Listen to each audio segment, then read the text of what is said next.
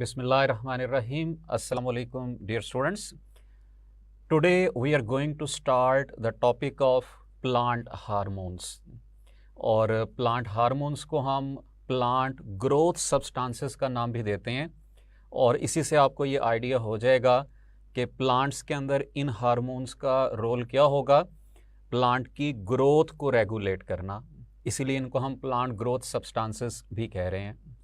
और इस ग्रुप के अंडर हम 5 इनकी टाइप्स को पढ़ेंगे, ऑक्सिन्स को, जिब्रेलिन्स को, साइटोकिनिन्स को, एब्सिसिक एसिड को और ईथीन को।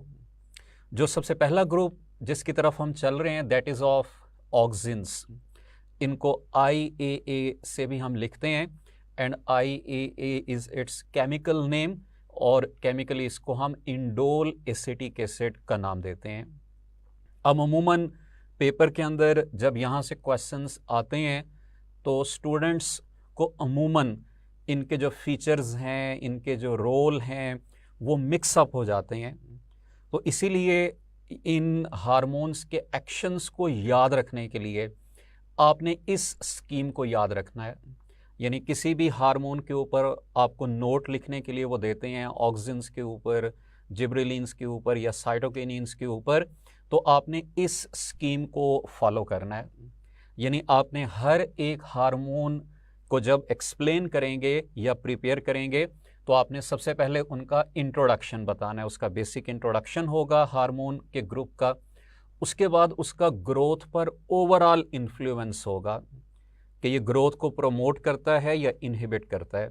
जनरली प्लांट हार्मोन्स को हम 2 ग्रुप्स में डिवाइड कर देते हैं। एक को हम नाम देते हैं ग्रोथ स्टिमुलेटर्स और दूसरे को हम नाम देते हैं ग्रोथ इनहिबिटर्स। यानी अगर ग्रोथ को स्टिमुलेट करें तो वो ग्रोथ स्टिमुलेटर के ग्रुप में आ जाएगा, ग्रोथ को इनहिबिट करें तो वो ग्रोथ इनहिबिटर के ग्रुप में आ जाएगा। उसके बाद आपने बताना होगा इन हार्मोन्स का स्टेम के ऊपर इफ़ेक्ट क्या होगा, रूट के ऊपर इफ़ेक्ट क्या होगा, बड्स पर क्या इफ़ेक्ट होगा, सीड डॉर्मेंसी और सीड जर्मिनेशन के ऊपर इसका क्या इफ़ेक्ट होगा। अब यहाँ पर आप एक टर्म पढ़ेंगे जो कॉमनली इस पूरे टॉपिक के अंदर यूज़ होगी, वो सीड डॉर्मेंसी की है। नॉर्मली जो सीड की एक डेफिनेशन हम करते हैं वो ये होती है कि seed is a dormant embryo, यानी जब तक सीड जर्मिनेट नहीं करता उसका एम्ब्रियो ग्रो नहीं करता, वो डॉर्मेंट फॉर्म में मौजूद होता है। इस कंडीशन को हम कहते हैं सीड डॉर्मेंसी। और जब सीड जर्मिनेट करेगा तो इसका मतलब ये होगा कि वो डॉर्मेंसी ब्रेक हो गई है। तो इसलिए आप इन हार्मोन्स में ये एक टर्म पढ़ेंगे, break in the seed dormancy.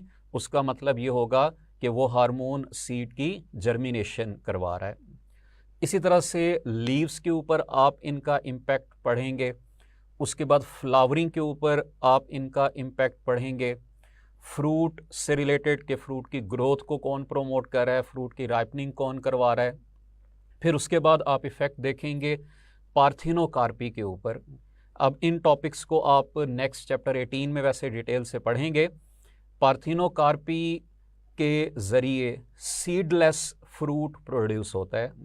यानी पार्थिनोकार्पी हम किसको कहते हैं कि अगर फर्टिलाइजेशन के बगैर फ्रूट बन जाता है तो इस प्रोसेस को हम पार्थिनोकार्पी कहेंगे।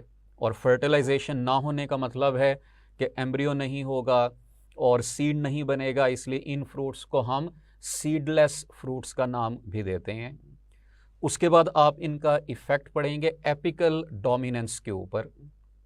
अब एपिकल डोमिनेंस हम किसको कहते हैं कि अगर प्लांट की एपेक्स ज़्यादा ग्रो करती है as compare to lateral branches, तो इस डोमिनेंस को हम कहेंगे एपिकल डोमिनेंस। अगर लेटरल ब्रांचेस ज़्यादा ग्रो करती हैं तो फिर एपेक्स रिड्यूस्ड होगी, उसको हम लेटरल डोमिनेंस कहेंगे। तो एपिकल डोमिनेंस का मतलब क्या होगा, more growth of the apex of shoot और root as compared to the lateral branches. इस टॉपिक को भी हम नेक्स्ट चैप्टर में डिटेल से पढ़ेंगे। उसके बाद आप पढ़ेंगे इनका इफ़ेक्ट एफसीएन के ऊपर।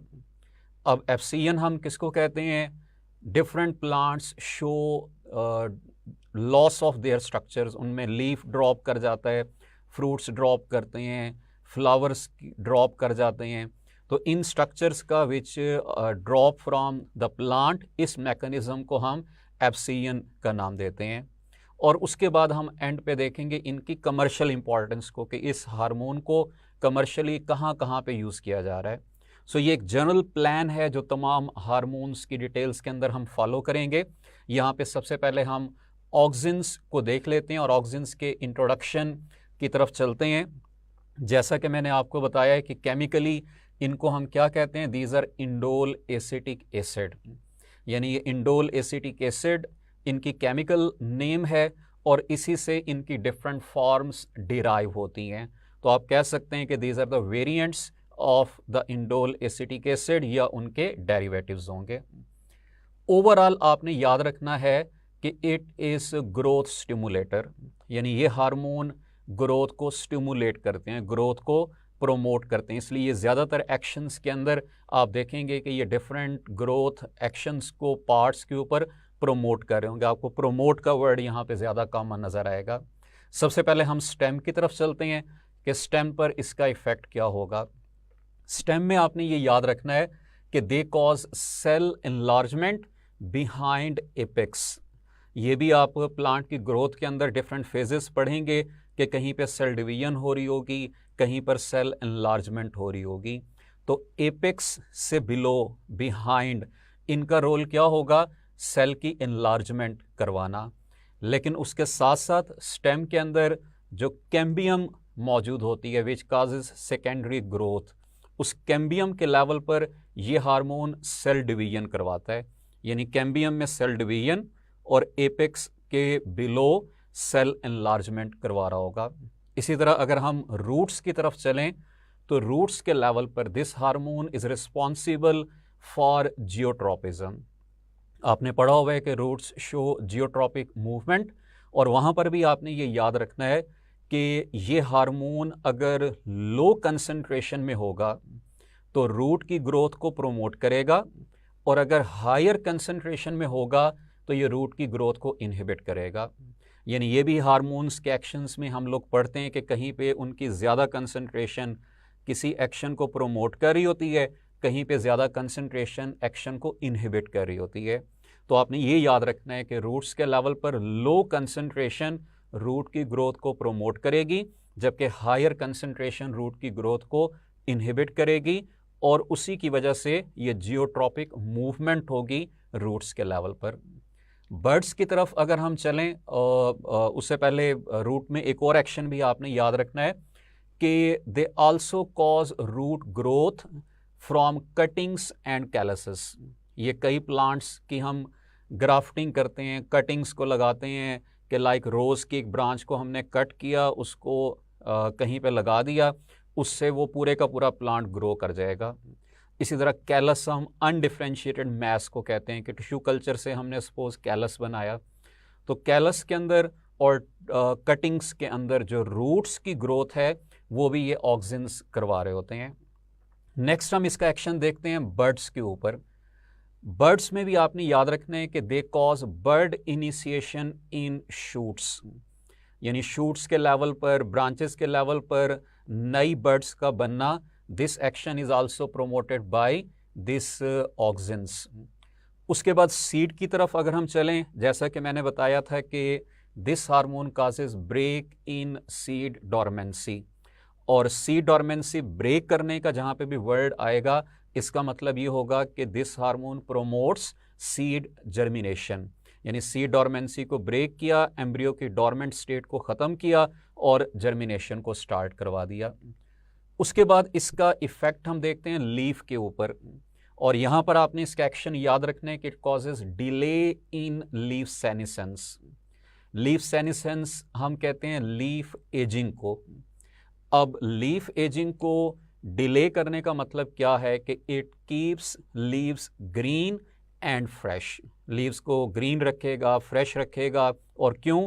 क्योंकि ये लीफ की एजिंग को डिले करवा रहा है। उसके बाद फ्लावरिंग पे इसका इफ़ेक्ट क्या होगा? It promotes flowering.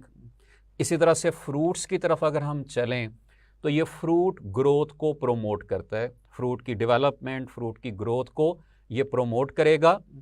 पार्थिनोकार्पी में आपने ये याद रखना है कि इट समटाइम्स इंड्यूसेस पार्थिनोकार्पी, यानी कुछ केसेस के अंदर ये सीडलेस फ्रूट्स की प्रोडक्शन में इन्वॉल्व होता है। इसी तरह एपिकल डोमिनेंस की तरफ अगर हम जाएं तो ये एपिकल डोमिनेंस को प्रोमोट करता है और एफसीएन को ये इनहिबिट करेगा, क्योंकि ये ग्रोथ को प्रोमोट करने वाला हार्मोन है। एफसीएन उसके अपोजिट है, यानी अगर प्लांट की ग्रोथ कम है, वो अपने लीव्स को, फ्रूट्स को ड्रॉप कर रहा है, तो वो एफसीएन कहलाएगी, तो ये इनहिबिट करेगा एफसीएन को। अब हम चलते हैं इसकी कमर्शियल फॉर्म्स की तरफ। इसमें आपने सबसे पहले तो ये दो कमर्शियल फॉर्म्स याद रखनी है, यानी NAA stands for naphthalene acetic acid, और दूसरी इसकी कमर्शियल फॉर्म है IPA which stands for indole propionic acid.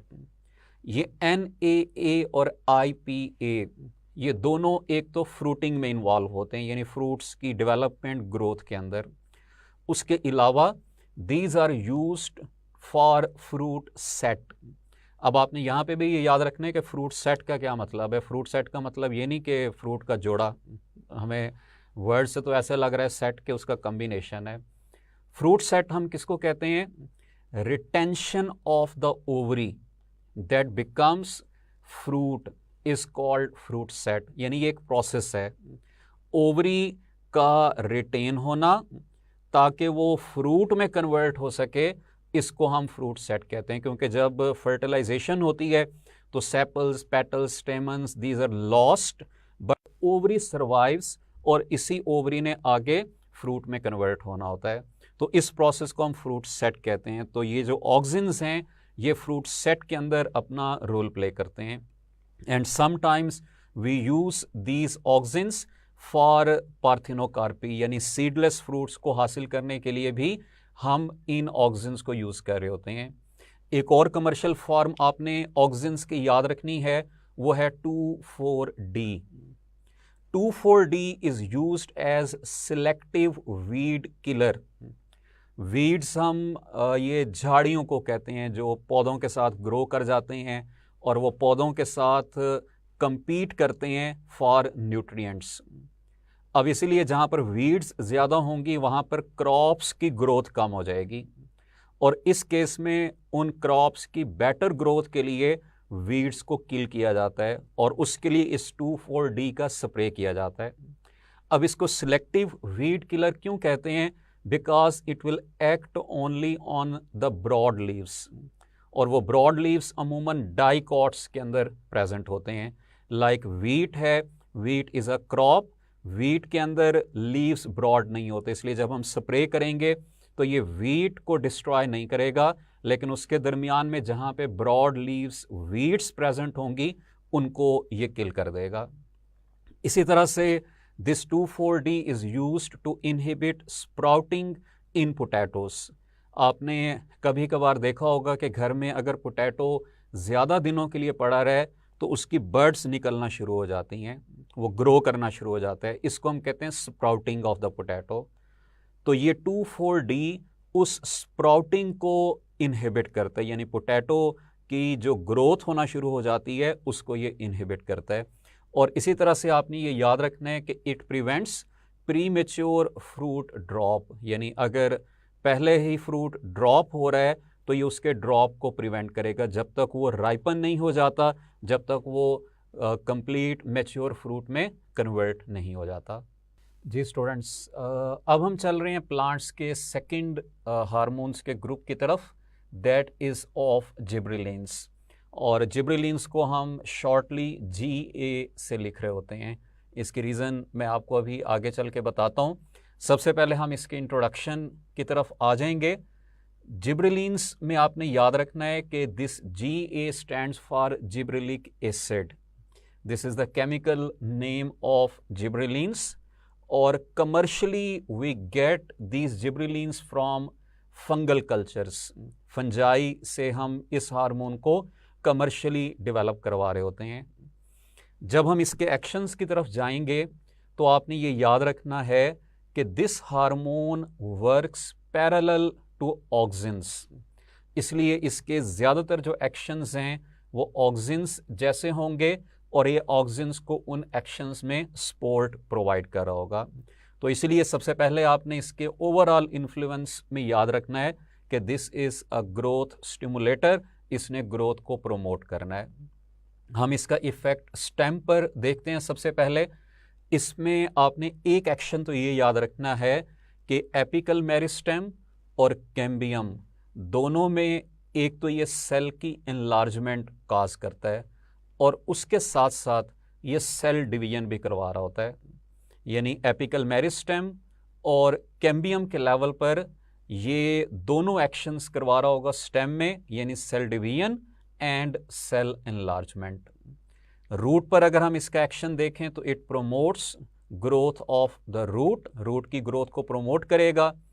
Birds की तरफ अगर हम जाएं तो क्राइसेंथेमम कैलस के अंदर ये बर्ड की इनिशिएशन करवाता है।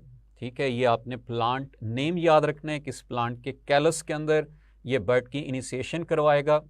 इसी तरह सीड पर अगर इसका इम्पैक्ट हम देखेंगे तो ये सीड डॉर्मेंसी को ब्रेक करता है, लाइक दैट ऑफ ऑक्सिन्स। तो यहाँ पर भी आपने दोनों एक्शंस को इकट्ठा याद रखना है कि बर्ड इनिशिएशन का मतलब है कि बर्ड की डॉर्मेंसी को ब्रेक कर रहा है, सीड जर्मिनेशन का मतलब है कि सीड की डॉर्मेंसी को ब्रेक कर रहा है। तो it breaks both bud and seed dormancy. Leaves के ऊपर हम इसका इफेक्ट देख लेते हैं। It promotes leaf growth, leaf की ग्रोथ को ये प्रोमोट करता है। और इसी तरह से आपने ये याद रखना है लीफ के ऊपर एक और एक्शन कि it causes delay in leaf senescence, यानी ये भी लीफ की एजिंग के प्रोसेस को डिले करता है, लाइक दैट ऑफ ऑक्सिन्स। उसके बाद फ्लावरिंग की तरफ हम चलते हैं और फ्लावरिंग में आपने ये याद रखना है कि it promotes flowering in long day plants.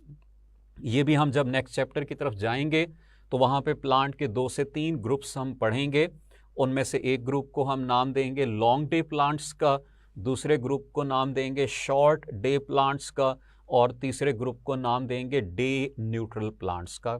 उनकी डिटेल्स हम उस चैप्टर में जाके पढ़ेंगे कि लॉन्ग डे और शॉर्ट डे प्लांट्स हम किन को कहते हैं।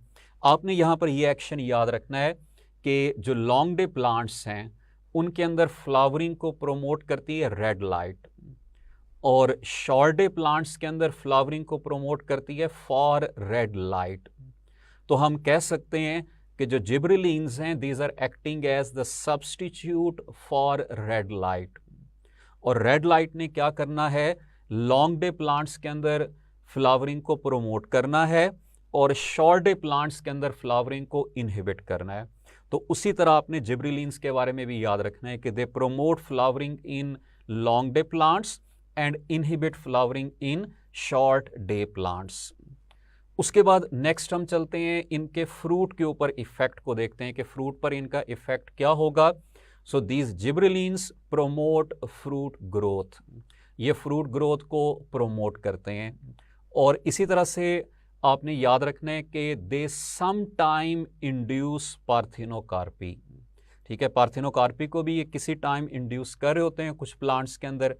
एपिकल डोमिनेंस में भी इनका इम्पैक्ट ऑक्सिन्स के जैसा होगा, यानी they also promote apical dominance. और एपिकल डोमिनेंस प्रोमोट करने का मतलब होगा कि ट्री की डेवलपमेंट और इसी तरह से टैप रूट की development. Tap root and tree, these are the examples of apical dominance। एप्सियन को ऑक्सिन्स की तरह ये भी इनहिबिट करेगा। कमर्शियली अगर हम चलें तो इसकी 2 फॉर्म्स को हम यहाँ पर डिस्कस करेंगे। One is GA। GA जैसा कि मैंने आपको बताया कि it stands for gibberellic acid. This is commercially used for fruit setting, यानी फ्रूट्स की डेवलपमेंट के लिए, ओवरी की रिटेंशन के लिए हम इसको यूज़ करते हैं। और इसी तरह से it is use to induce parthenocarpy in certain plants, और कुछ केसेस के अंदर फ्रूट के साइज को इंक्रीज करने के लिए भी इसे यूज़ किया जा रहा होता है। दूसरी इसकी कमर्शियल फॉर्म हमारे पास मौजूद है GA3। अब GA3 को कहाँ कहाँ पे यूज़ करते हैं। Number 1, it is use to get the malting effect. Malting effect का मतलब क्या है, टू प्रोड्यूस माल्टोस। और माल्टोस हम कैसे प्रोड्यूस करवाते हैं? By stimulating the production of alpha amylase enzyme. तो this hormone stimulates production of alpha amylase. Alpha amylase breaks starch into malt. इस माल्ट की प्रोडक्शन को हम कहते हैं माल्टिंग, और इस माल्ट को फिर डिफरेंट जूसेस के अंदर, ड्रिंक्स के अंदर यूज़ किया जा रहा होता है। और इसी के साथ साथ अब आपने ये याद रखना है कि these are also used to cause delay in ripening, ताकि फ्रूट मेच्योर हो, डेवलप हो जाए, वहाँ पे इसको यूज़ किया जाता है। और अल्टीमेटली जब राइपनिंग डिले होगी तो उस फ्रूट के अंदर जो स्टोरेज एबिलिटी है वो बढ़ जाएगी, वो ज़्यादा अमाउंट में फूड को स्टोर कर रहा होगा। जी स्टूडेंट्स, हार्मोन्स के नेक्स्ट ग्रुप की तरफ हम चल रहे हैं, that is of abscisic acid. और इसको आपने, इसकी जो एब्रीवेशन है उसको अब्बा के नाम से नहीं बुलाना, आपने इसको ABA कहना है। सो ABA is the abbreviation of abscisic acid. हम इसके सबसे पहले इंट्रोडक्शन की तरफ चलेंगे, उसमें हम देखेंगे कि ये कहाँ से डिराइव होता है। सो जो एब्सिसिक एसिड है, this is derived from the isoprenoid unit, या आप कह सकते हैं कि it is made up of isoprenoid units. So इसलिए हम इसको आइसोप्रिनाइड डेरिवेटिव कहेंगे। और इसका जो ओवरऑल इन्फ्लुएंस आपने याद रखना है प्लांट्स के ऊपर, वो ग्रोथ इनहिबिटर का है। यानी कॉमनली ये डिफरेंट पार्ट्स की ग्रोथ को इनहिबिट कर रहा होता है। So we place it in this group, और इसको हम ग्रोथ इनहिबिटर कह सकते हैं। इसके स्टेम पे हम इफेक्ट देखेंगे, तो जैसा कि ग्रोथ इनहिबिटर की हेडिंग के अंडर आपने पढ़ ली है कि ये स्टेम ग्रोथ को इनहिबिट करता है। लेकिन कब इनहिबिट करेगा? Under physiological stress. यानी अगर वाटर की अवेलेबिलिटी कम है या बहुत ज़्यादा वाटर अवेलेबल है तो तब ये प्लांट की ग्रोथ को इनहिबिट कर देगा। जनरली नहीं करेगा, but will inhibit under physiological stress. इसी तरह से आपने ये याद रखना है कि it also inhibits root growth. यहाँ पे भी कब इनहिबिट करेगा? Under physiological stress. बर्ड्स की तरफ अगर हम जाएं तो इट प्रोमोट्स बर्ड डॉर्मेंसी। अब बर्ड डॉर्मेंसी को प्रोमोट करने का मतलब क्या है कि ये बर्ड्स की ग्रोथ को इनहिबिट कर रहा है ताकि बर्ड्स ग्रो ना करें। इसी तरह से सीड के लेवल पर अगर हम जाएं तो it promotes seed dormancy. Seed dormancy को प्रोमोट करने का मतलब क्या है कि ये सीड को अलाउ नहीं कर रहा कि वो जर्मिनेट करे या वो ग्रो करे। लीफ की तरफ अगर हम जाएं तो इट प्रोमोट्स लीफ सेनेसेंस। अब लीफ सेनेसेंस का मतलब क्या है? लीफ एजिंग, यानी ये लीफ एजिंग को प्रोमोट कर रहा होता है। फ्लावरिंग में इसका एज सच जो इम्पैक्ट है वो जिब्रेलिन्स के अपोजिट होता है। यहाँ पे दो एक्शंस आपने याद रखने हैं जो हम एंटेगोनिस्ट पढ़ेंगे, एक स्टोमेटा से रिलेटेड और दूसरा फ्लावरिंग से रिलेटेड। स्टोमेटा से रिलेटेड आपने याद रखना है कि इट इज एंटेगोनिस्ट टू साइटोकिनिन्स। साइटोकिनिन्स में हमने पढ़ा था कि साइटोकिनिन्स प्रोमोट स्टोमेटल ओपनिंग, लेकिन जो एब्सिसिक एसिड है इट प्रोमोट्स स्टोमेटल क्लोजिंग। लेकिन यहाँ पे भी ये स्टोमेटा की क्लोजिंग कब करवाएगा? Under physiological stress. यानी अगर प्लांट से वाटर लॉस ज़्यादा है, there are chances of wilting of the plant, तो तब ये स्टोमेटा को क्लोज करवा देगा। तो आपने याद रखना है कि स्टोमेटल फिजियोलॉजी के रेफरेंस में ये साइटोकिनिन के एंटेगोनिस्ट है, जबकि फ्लावरिंग के केस में ये जिब्रेलिन्स के एंटेगोनिस्ट है। जिब्रेलिन्स में हमने पढ़ा था कि gibberellins promote flowering in long day plants and inhibit in short day plants.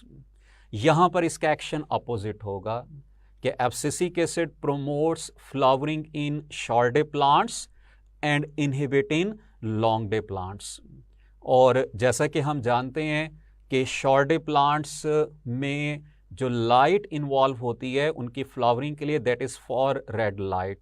तो जैसा कि जिब्रेलिन्स में हम पढ़ते हैं कि gibberellins act as the substitute for red light, तो सिमिलरली एब्सिसिक एसिड के बारे में हम कहते हैं कि it acts as the substitute for red light, और फॉर लाइट के सब्सटीट्यूट के तौर पर एक्ट करते हुए ये शॉर्ट डे प्लांट्स के अंदर फ्लावरिंग को प्रोमोट करता है।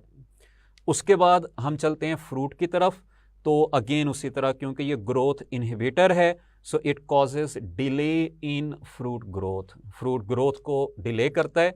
पार्थिनोकार्पी पर एज सच इसका कोई सिग्निफिकेंट इफेक्ट नहीं है, एपिकल डोमिनेंस पे भी इसका कोई सिग्निफिकेंट इफेक्ट नहीं है, और एब्सियन का वर्ड ही एब्सिसिक एसिड से रिलेटेड है, यानी एब्सिसिक एसिड का जो वर्ड है that was initially derived from एब्सियन।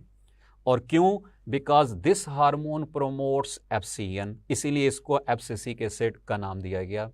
Last में हम इसकी कमर्शियल एप्लीकेशंस की तरफ अगर चलें तो आपने याद रखना है कि this is used to regulate fruit drop, यानी ये फ्रूट ड्रॉप को डिले करता है।